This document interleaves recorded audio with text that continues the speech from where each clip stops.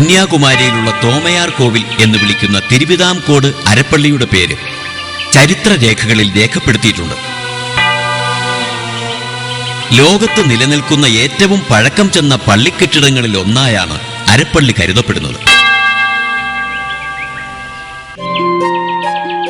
ചെത്തിമിനുക്കിയ കൂറ്റൻ കരിങ്കൽ കഷണങ്ങൾ കൊണ്ടുള്ള ഭിത്തിയും കരിങ്കൽ പാളികൾ നിരത്തിയ മച്ചും പഴയ രാജകൊട്ടാരങ്ങളിൽ കാണുന്നത് പോലെയുള്ള 2 കരിങ്കൽ കട്ടിളകളും പള്ളിയുടെ വടക്കും തെക്കുമായി സ്ഥിതി ചെയ്യുന്നു.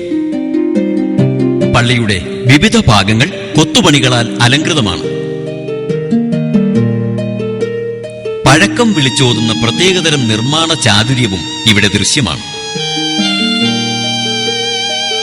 പോർച്ചുഗീസ് അധിനിവേശകാലത്ത് സ്ഥാപിച്ചതായി കരുതുന്ന നമസ്കാരമേശ,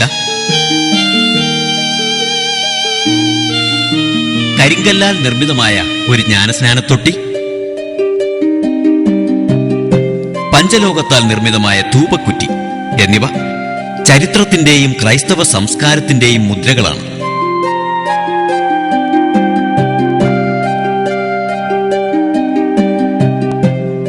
വലിപ്പം കുറഞ്ഞ പള്ളി എന്നതിനുപരിയായി അരമന അഥവാ രാജകൊട്ടാരത്തിന്റെ അനുവാദത്തോടെ വിശുദ്ധ തോമാസ് ലീഗ സ്ഥാപിച്ചത് എന്ന അർത്ഥത്തിലാണ് പള്ളിക്ക് അരപ്പള്ളി എന്ന് പേരിട്ടത്.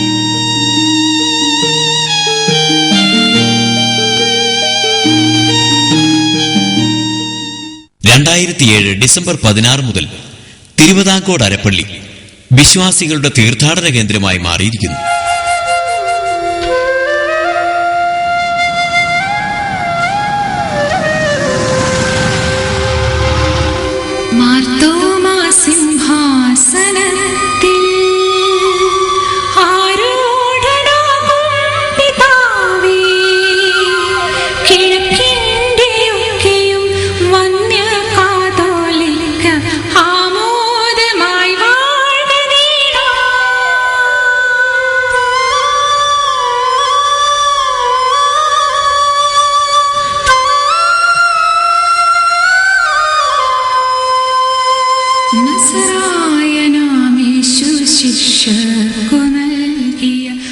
വിശുദ്ധ തോമാസ് ലീഗയുടെ പാദസ്പർശനങ്ങളാൽ പരിശുദ്ധമായ ഈ പള്ളിയങ്കണം നാനാജാതി മതസ്ഥരായ വിശ്വാസികളുടെ ആത്മീയ സാക്ഷാത്കാരത്തിനുള്ള പവിത്ര ഭൂമിയാണ്.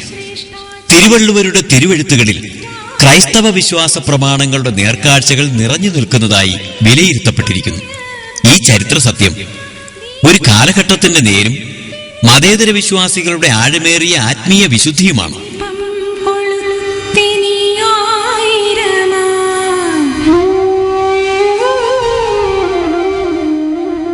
അറബികളും യഹൂദരും ബാബിലോണിയരും റോമക്കാരും ചീനരും അസീറിയരും വ്യാപാര ബന്ധങ്ങളിലൂടെ പരസ്പരം ആർജിച്ച സ്നേഹത്തിന്റെയും സൗഹാർദ്ദത്തിന്റെയും നിധികുംഭങ്ങളിൽ ആദ്യത്തേതോ അതിനടുത്തേതോ ആണ് വിശുദ്ധ തോമാസ് ലീഗയുടെ തൃക്കൈകളാൽ പൂർത്തീകരിക്കപ്പെട്ട ഈ ദേവാലയം.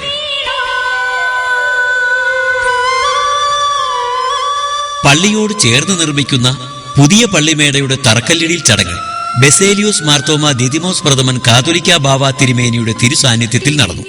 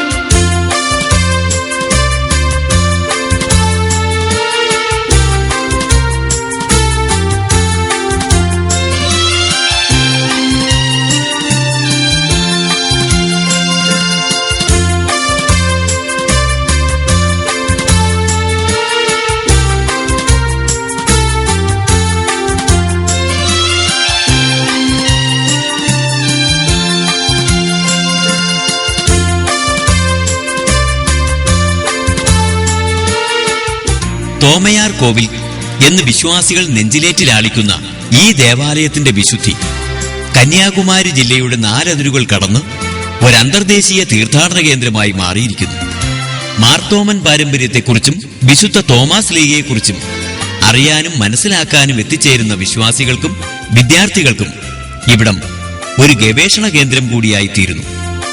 അന്തർദേശീയ തീർത്ഥാടന കേന്ദ്ര പ്രഖ്യാപന ചടങ്ങിൽ ഓർത്തഡോക്സ് സഭയുടെ തിരുവനന്തപുരം ഭദ്രാസനാധിപൻ ഡോക്ടർ ഗബ്രിയേൽ മാർ ഗ്രിഗോറിയസ് തിരുമേനി, ജോർജ് ആലഞ്ചേരി മെത്രാപ്പൊലീത്ത തിരുമേനി, കേരള സംസ്ഥാന ഗതാഗത വകുപ്പ് മന്ത്രി Shri Mathew T Thomas, Shri Bellarmine MP, doctor George Joseph, PH Kurian IAS, വന്ധ്യ ബെർസലെ ബി റംബാൻ എന്നിവർ വേദിയിലെ സാന്നിധ്യമായി.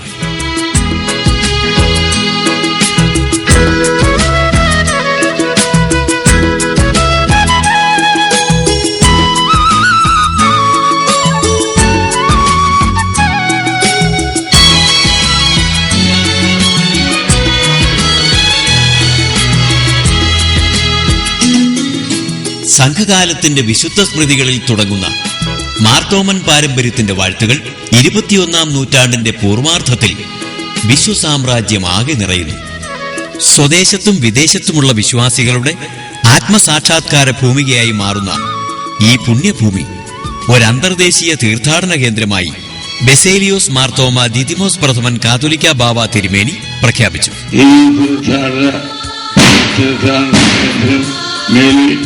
തീർത്ഥാടന കേന്ദ്രം സെന്റ് തോമസ് രാജ്യാന്തര തീർത്ഥാടന കേന്ദ്രമെന്ന് അറിയപ്പെടുന്നതാകുന്നു.